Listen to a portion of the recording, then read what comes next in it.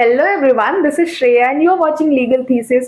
Welcome to the lecture series of Jurisprudence। और आज हम स्टार्ट करने वाले हैं एक ऐसा सब्जेक्ट जो बहुत ही ज्यादा हेटेड है, बहुत ज्यादा बोरिंग, बहुत ज्यादा कंफ्यूजिंग।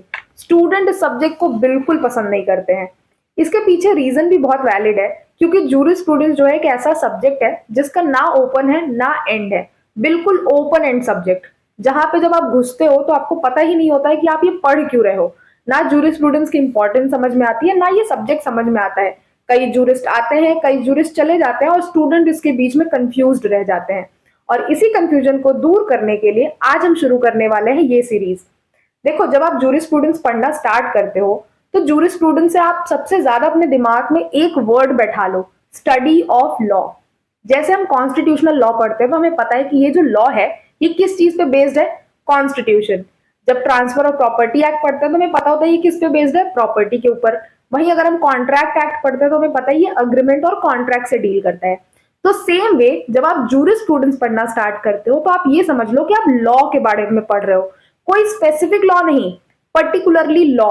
ये जो वर्ड है लॉ, ये जो सेट ऑफ रूल्स जो फॉलो किए जाते हैं, जिनको आज हमने ये टर्म दे दिया है लॉ, ये एक्चुअल में स्टार्ट कहाँ से हुए, कैसे इनको इवॉल्व किया गया, कितने सारे स्कूल्स थे, किस जूरिस्ट ने लॉ को किस तरीके से डिफाइन किया है, उनका क्या मतलब था, कितने स्कूल्स थे, ये सारी चीजें हम आज डिस्कस करने वाले हैं। ये जो टर्म है जूरिस्प्रूडेंस, ये लैटिन वर्ड जूरिस्प्रूडेंशिया से लिया गया था। जूरिस्प्रूडेंशिया का मतलब है नॉलेज ऑफ लॉ। आप इसको नॉलेज ऑफ लॉ भी बोल सकते हो, स्टडी ऑफ लॉ भी बोल सकते हो। जूरिस्प्रूडेंस में स्पेसिफिकली अगर हम डिफाइन करें तो जूरिस का मतलब होता है लॉ और प्रूडेंशिया का मतलब होता है नॉलेज या फिर skill.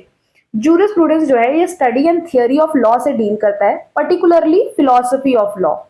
It also examines the fundamental principle and concept of law, the role and function of law in society, and the method and techniques used to interpret and apply the law. इन सभी चीजों से जो है jurisprudence deal करता है। Moving on to definitions of jurisprudence, मैंने 8 jurist shortlist किए हैं जिनकी डेफिनेशन बहुत ही छोटी छोटी हैं, सो दैट आपको मेमोराइज करने में इजी हो। क्योंकि एग्जाम्स में जब आपको डेफिनेशन ऑफ जूरिस्प्रूडेंस लिखने के लिए बोला जाता है तो आप एक डेफिनेशन लिख के नहीं आ सकते हो, आपको एटलीस्ट 4 से 5 डेफिनेशन अलग अलग जूरिस्ट के लिखने पड़ेंगे। तो ये जो डेफिनेशन है बहुत छोटी छोटी डेफिनेशन है, तो आपके लिए ईजी हो जाएगा इनको याद करना। थोड़ा समझते हैं डेफिनेशंस को, किसने क्या कहा है। इसमें पहला है अल्पायन का। अल्पायन एक रोमन जूरिस्ट थे जिन्होंने जूरिस्प्रूडेंस को डिफाइन किया था as jurisprudence is the knowledge of things, जो कि डिवाइन भी हो सकते हैं, ह्यूमन भी हो सकते हैं, the science of just and unjust, क्या सही है क्या गलत है। जूरिस्प्रूडेंस को नॉलेज ऑफ थिंग्स बताया गया, ऐसे चीजें जो कि डिवाइन नेचर की भी हो सकती हैं, ह्यूमन नेचर की भी हो सकती हैं, क्या सही है क्या गलत है। अल्पायन ने ये डेफिनेशन दी थी जूरिस्प्रूडेंस की। वहीं सीरो ने डिफाइन किया था जूरिस्प्रूडेंस को as jurisprudence is the philosophical aspect of knowledge of law.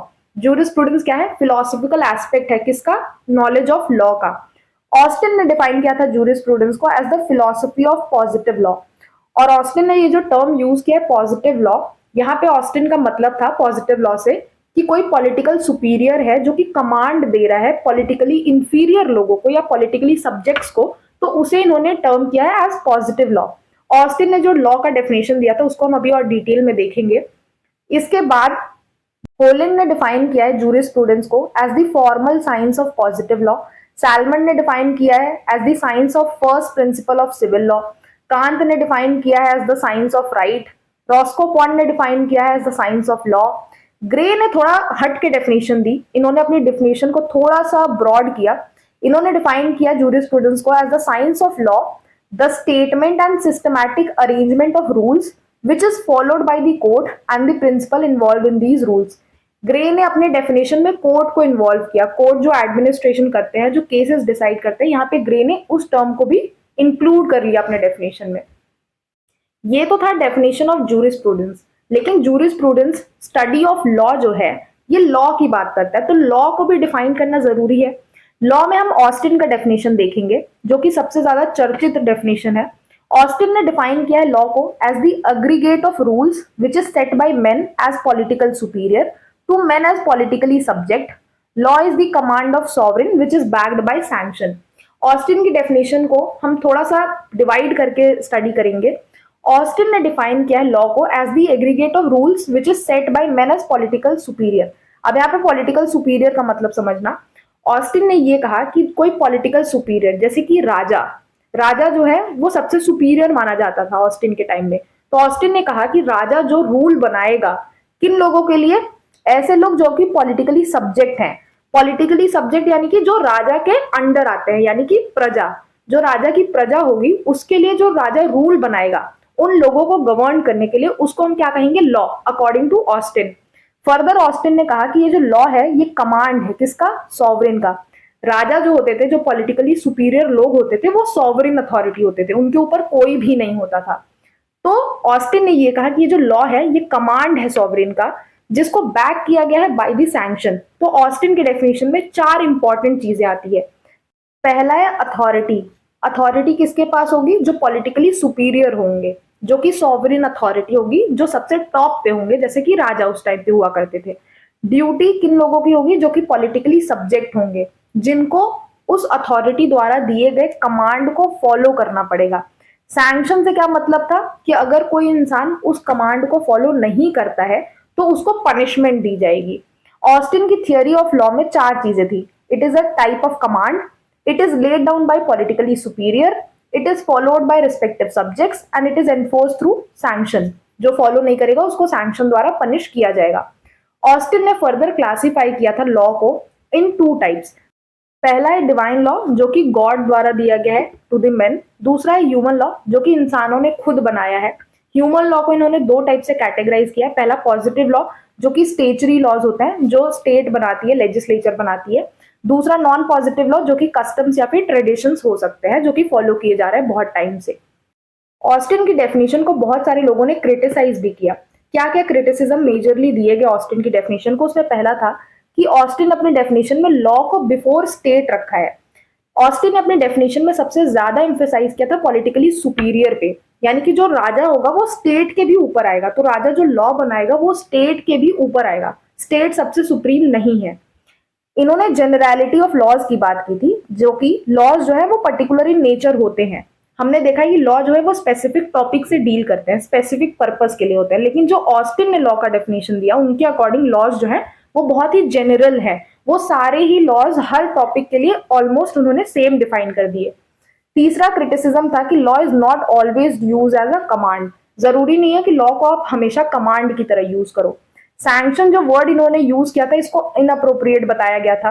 Further जो ऑस्टिन की थियोरी ऑफ लॉ थी वो ना ही इंटरनेशनल लॉ पे एप्लीकेबल थी, ना ही कॉन्स्टिट्यूशनल लॉ पे, और ना ही पर्सनल लॉज, हिंदू या फिर मुस्लिम लॉज पे एप्लीकेबल थी।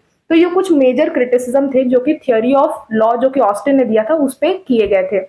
इसके बाद सैलमन ने भी डिफाइन किया था लॉ को। तो according to Salmond, law may be defined as the body of principle recognised and applied by the state in the administration of justice. यहाँ पे सैलमन ने अपने डेफिनेशन में एडमिनिस्ट्रेशन ऑफ जस्टिस की बात की। सैलमन ने अपने डेफिनेशन में कोर्ट्स को इंक्लूड किया, जो जस्टिस प्रोवाइड करने का प्रोसीजर है उसको इंक्लूड किया, और ये कहा कि जो बॉडी ऑफ प्रिंसिपल है जिसको स्टेट रिकॉग्नाइज कर रही है, स्टेट उस प्रिंसिपल्स को एक्सेप्ट कर ले रही है, अप्लाई कर रही है लोगों पे। किस चीज के लिए अप्लाई कर रही है? जस्टिस प्रोवाइड करने के लिए, न्याय देने के लिए। तो वो क्या होगा? लॉ होगा। सैलमन ये बिलीव करते थे कि लॉ जो है वो किसी पॉपुलर प्रैक्टिस जैसे कस्टम हो गए, ट्रेडिशंस हो गए, वहां से भी आ सकते हैं, लेकिन उन्हें तभी अप्लाई किया जाएगा, रिकॉग्नाइज किया जाएगा, अगर जो कोर्ट है वो जस्टिस प्रोवाइड करने के टाइम पे अगर उन कस्टम्स को अप्लाई कर रही है तो वो कस्टम क्या हो जाएंगे? लॉज हो जाएंगे धीरे धीरे। फर्दर सैलमन ने ये कहा कि लॉज जो है वो लॉ इसलिए है क्योंकि कोर्ट उनको एनफोर्स करती है। तो यहाँ पे सैलमन ने अपने डेफिनेशन में सबसे ज्यादा इंफोसाइज किया था कोर्ट के ऊपर। वहीं ऑस्टिन ने अपनी थियोरी ऑफ लॉ में सबसे ज्यादा इंफोसाइज किया था पॉलिटिकली सुपीरियर पे, सॉवरेन अथॉरिटी पे, कमांड पे। ये कुछ 2 इंपॉर्टेंट डेफिनेशंस थे लॉ के। आई होप आपको लॉ का डेफिनेशन समझ में आ गया होगा। हमने जूरिस्प्रूडेंस का मेजर इंट्रोडक्शन देखा कि जूरिस्प्रूडेंस है क्या, उसकी डेफिनेशन क्या है, उसकी मीनिंग क्या है, इंपॉर्टेंस क्या है, और जूरिस्प्रूडेंस ओवरऑल इतना कंफ्यूजिंग है क्यों। आई होप आपको ये इंट्रोडक्टरी वीडियो अच्छा लगा होगा। This was it for today. Thank you for watching. Keep studying.